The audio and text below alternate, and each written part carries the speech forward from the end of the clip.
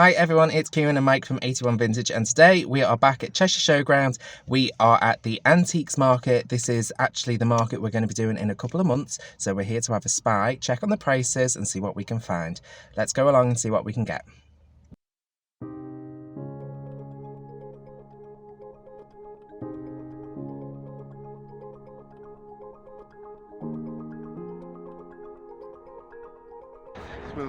Smells like sheep. Smells like sheep, looks like sheep, so it must be sheep. Sheeps. Hello. Hi, can I have two please? Entrance to the fair is £6 and it was super busy. It's only on for the one day and it closes quite early at about 3 o'clock. There's the rug man. The bottle man is always one of my favourite stops. I absolutely adore these bottles and they're super cheap, ranging from £1 to £2. I think they must find all sorts when they're digging, including these old tiles. They were absolutely gorgeous and I would have loved to have found a project to do something with them. I'm always on the lookout for new furniture and furniture designs when I'm out and about, but obviously I love a good multi-drawer, and this apothecary style one was no different. I absolutely loved it, but it was sold and there was no price to be seen, which meant it must have been expensive. It's definitely interesting seeing how some of the store holders lay out their stall, and it gave me some great ideas of what to do and not to do when it comes our turn.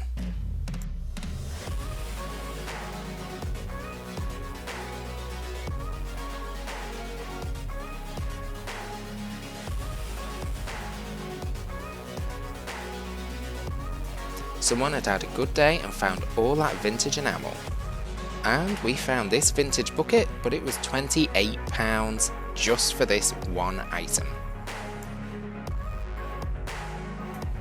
I've been collecting frames for a while to make sure that I've got lots of religious prints, and I could see that these ones were priced from around about £10 to £20, which gave me a great idea of what to charge for mine. Whilst I was looking for antiques, Mike was pointing out the beauty of this pond.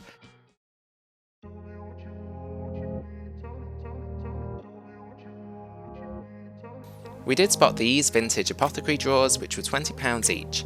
I'll be taking my versions along with me. Check out the link above if you want to see how I make my versions of these drawers.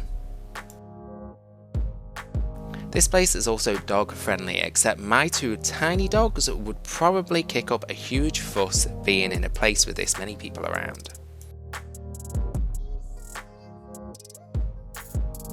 Difficult to reupholster that once it's been stripped. I absolutely adored these two tables that this seller had. My dream in the future is either to move into a farm or a cottage, and I was looking on Rightmove recently and found this absolutely amazing rundown cottage that I shouldn't have been looking for. I fell in love with it. Does anybody else do this? Look at things on Rightmove and property sites that you just can't afford or can't buy?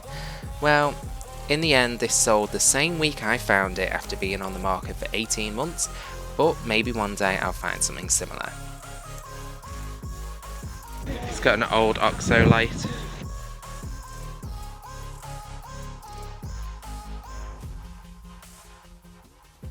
Oof, the food always smells amazing at these places. Here's another table that would just look gorgeous in my cottage. I loved that colour, bluey green. And then this one, which I just think would look amazing in a kitchen. I love that distressed black. And this toilet, well, it was a bidet actually that just had all these roses over it. Just thought it was brilliant.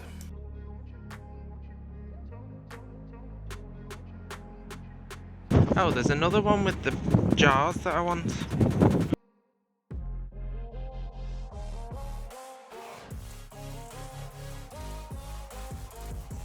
Whenever I'm at these places, I'm always looking for interesting furniture finishes I can take home and try.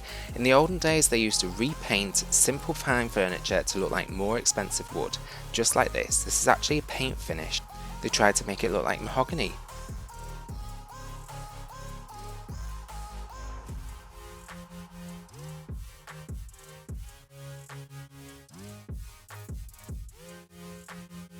These little rusty tins are what tea used to get shipped over in the olden days.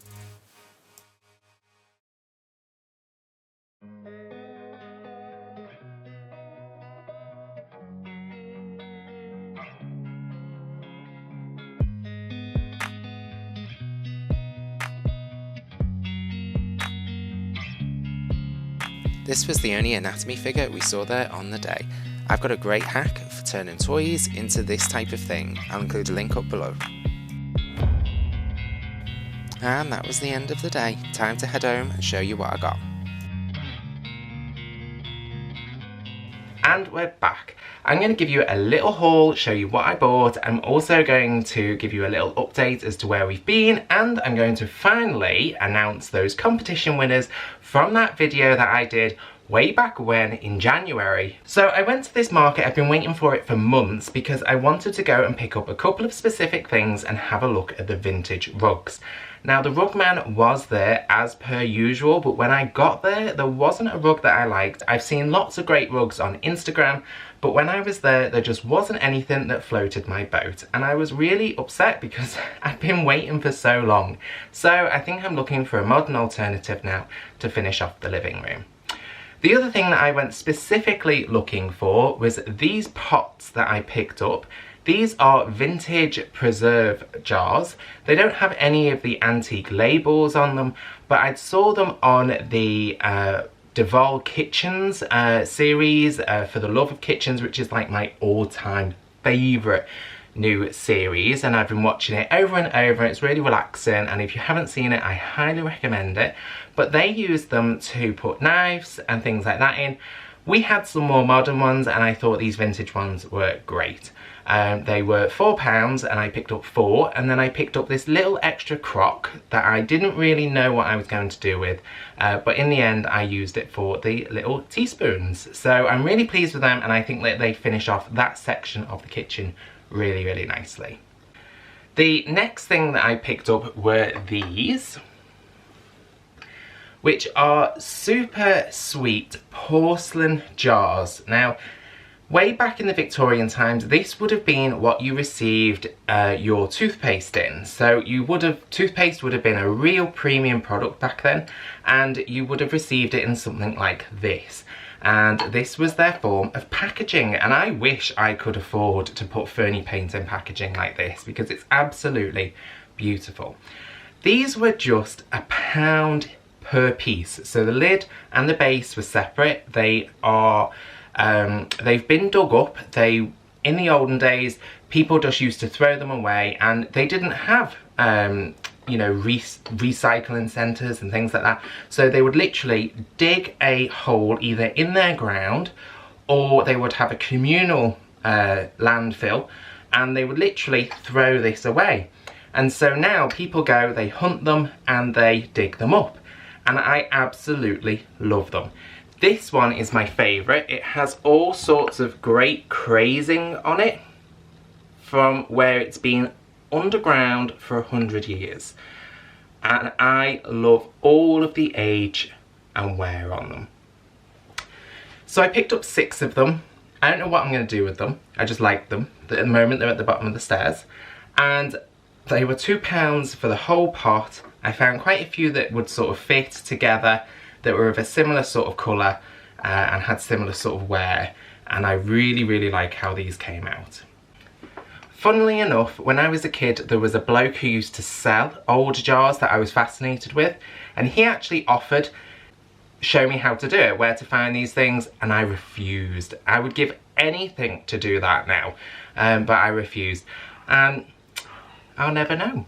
And those are the things that we actually bought. Going to the market, I could see there were lots of great items there, very much our type of thing. I could see a lot of people were shopping more for home decor than antiques, and so I was very confident by the end of it that our pricing would work for that type of crowd, and that we could charge at the sort of higher end of our normal pricing. If we had something that was maybe £12 or £15, we could go for that £15 mark, and I think it would sell. So that's what we're going to be doing, and I'm really super excited for that market to come soon. The reason we've disappeared a little bit is we've been working on the Fernie paint range, which is finally coming together. We have our packaging and we have our range coming together, so I will be sharing that soon and it will be available for purchase in the next few weeks. Just been really busy with work, so if you didn't know, I work full-time as well as doing YouTube and making things and all the rest that we do, and it's just been very difficult to film videos, but I do have a lot of great projects up and coming, and do stick around for more videos. And the final bit, our competition winners. So apologies again for not announcing this sooner. I really wanted to do it on a video rather than just a post. If you didn't see, we did a live video to celebrate the end of our 30-day challenge of posting a new video every day throughout the month of January. We did manage to do that, and we had a live at the end to celebrate it, including a competition where 2 people could win a £20 gift voucher each. And so if I hit this start button, and our first winner is Mama Bear Blue, who also has a YouTube channel on here that I subscribe to and follow along. So if you haven't seen that, I'll include a link down below, but she's our first winner. So if you drop me a message, I will organise that with you. And the other person is Penny Daly. So Penny Daily, if you contact me as well, we will get you those organised. So huge thank you to everybody who participated in that. We'll be doing lots more competitions, including lots more Fernie Paint product giveaways in the not too distant future. And that's it for today. As usual, thanks for watching, and I'll catch you on the next one.